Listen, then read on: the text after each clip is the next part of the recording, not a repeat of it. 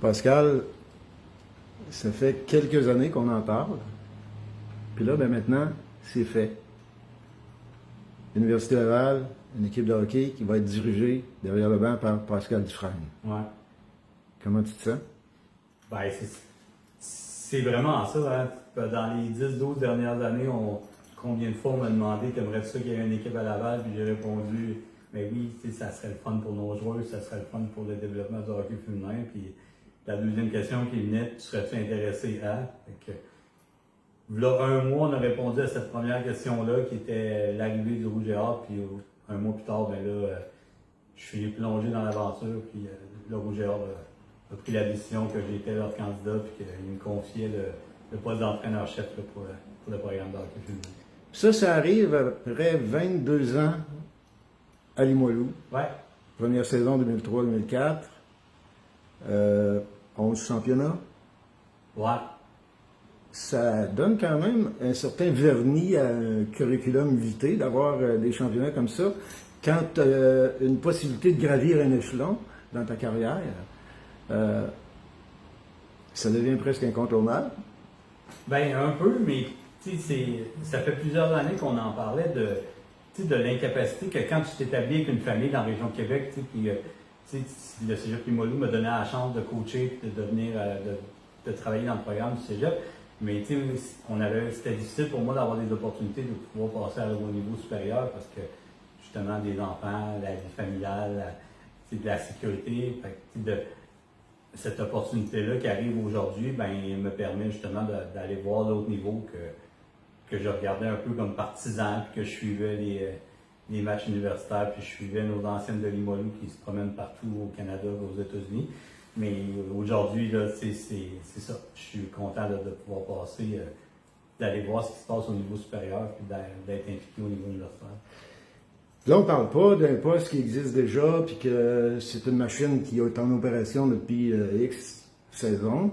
Là, c'est de bâtir une équipe. Ouais. Ça ajoute au défi. Ça ajoute au défi, mais c'est l'élément le plus stimulant qu'il y a eu dans tout ce processus de décision-là.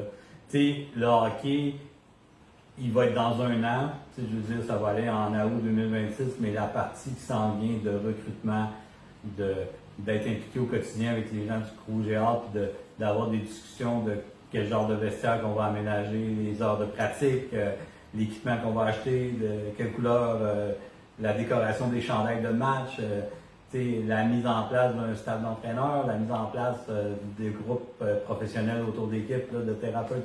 Je vais tout apprendre à découvrir avec la famille du Rouge et Or. Tu n'as même pas idée comment ça est un élément tellement important du processus que je suis passé à travers. Puis c'est vraiment stimulant de ce que je vais vivre à partir du mois d'août dans la prochaine année, jusqu'à temps qu'on joue le premier match en octobre 2026. Ce qui peut être stimulant, motivant, etc., c'est l'exemple qu'on a eu cette année avec Bishops.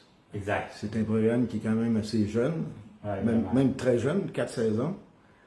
Et puis, ça ouvre quand même les perspectives, là, de dire, ben, oui, on va partir de zéro, mais on va partir quand même avec une équipe, avec des filles que la plupart, sans doute, tu vas connaître, tu auras connu. Et puis, parce que, après 20 ans au niveau collégial, un gars comme Pascal Dufresne a certainement développé une aptitude pour évaluer les talents. Et puis, ben ça peut être un atout là, pour aller chercher les bonnes filles à la bonne position, avec le bon caractère, etc., etc. Ben oui, puis tu sais, il faut être conscient aussi, Christian, qu'on injecte 23, 24, je ne sais pas le nombre final qu'il y aura le Rouge et Or, mais on injecte 23, 24 nouvelles joueuses de hockey dans le réseau collégial. C'est énorme. Dans le réseau universitaire, parce que c'est énorme.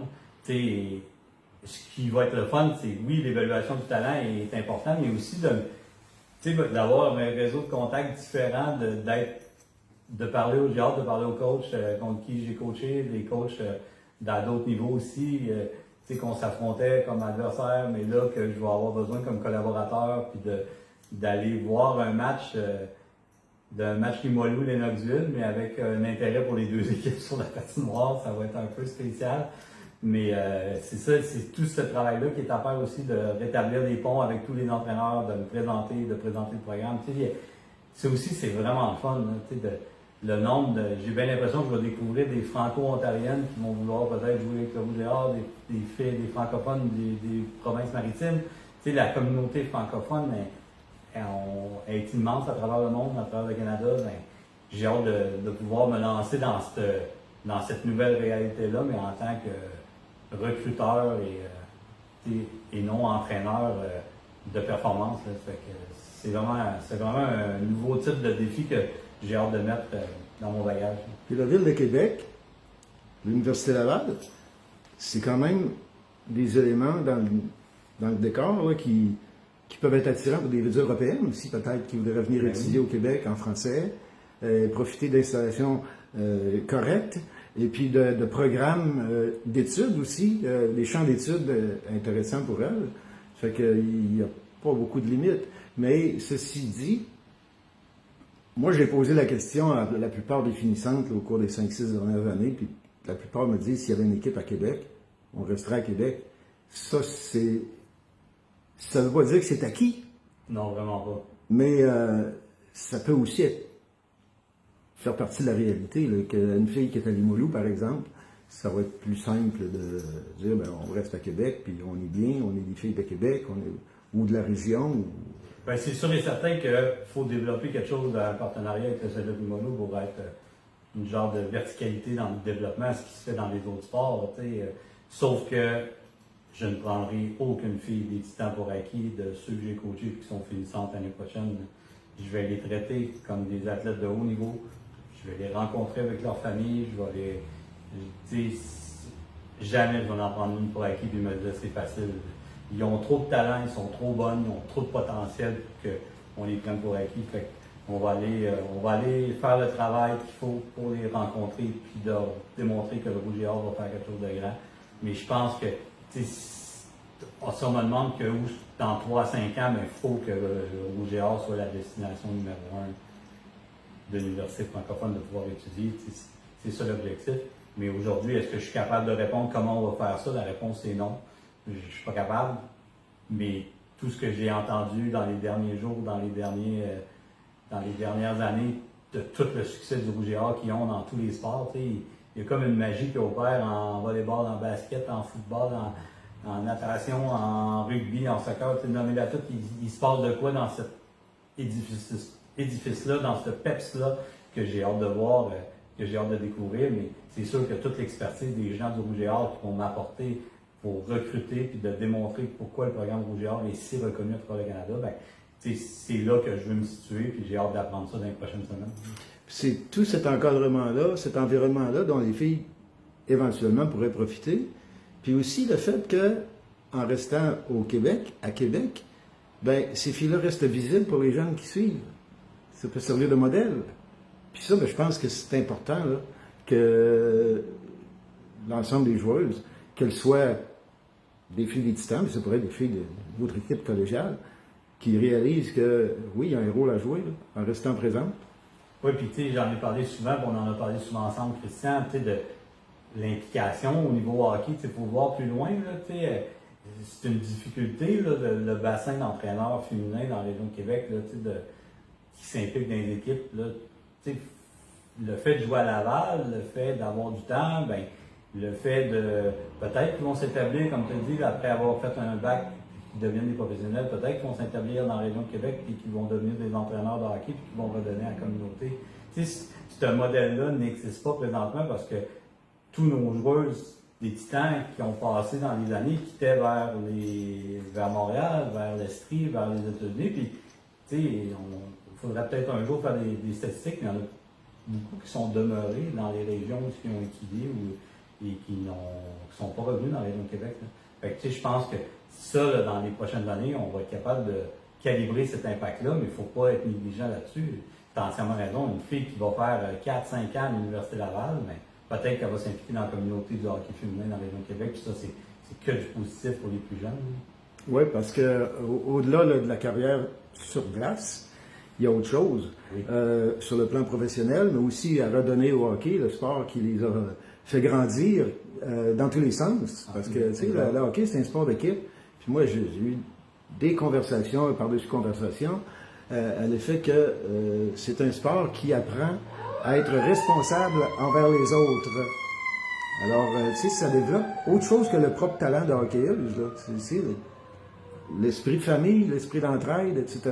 Tu sais, quand tu te traînes les pieds, là, tu nuis à tout le monde autour de toi. Exact. Fait que ça, c'est ça que les leçons. Tu sais, j'ai rien contre les sports individuels, mais il reste que le sport d'équipe peut faire de grandes choses auprès de celles et ceux qui les pratiquent. Sans aucun doute.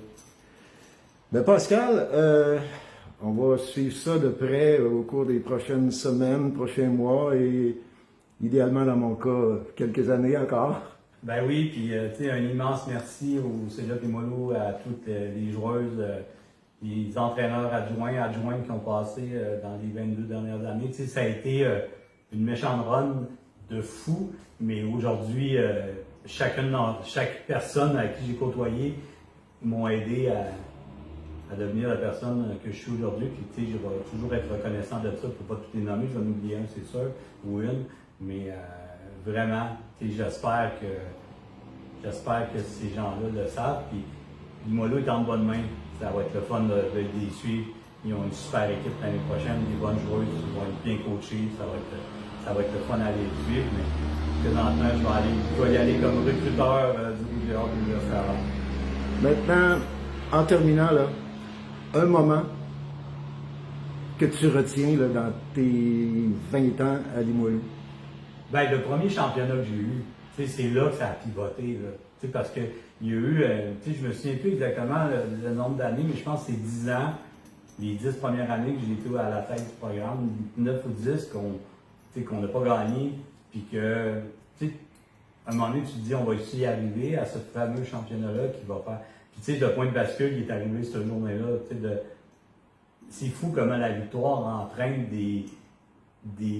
ça fait changer la mentalité des gens, la vision des gens versus ce programme. Puis la notoriété, elle a commencé à se bâtir à partir de cette victoire-là. Il va être gravé pour toujours dans ma tête. Je le vis encore au jour le jour. Je connais des adjoints qui étaient là à ce moment-là. L'équipe était comment ça s'est passé ce week-end-là. Mais ça a été le gros point de bascule de notre cheminement à Limoilou. Il y en a eu plein d'autres, Christian, mais celui-là, il est majeur. Mais on va souhaiter que ça arrive avec le Rouge et Or, mais que ça ne prenne pas 10 ans. Oui, on l'espère fortement. Merci beaucoup, Pascal, puis bon succès avec le Rouge et Or féminin. Merci beaucoup, Christian.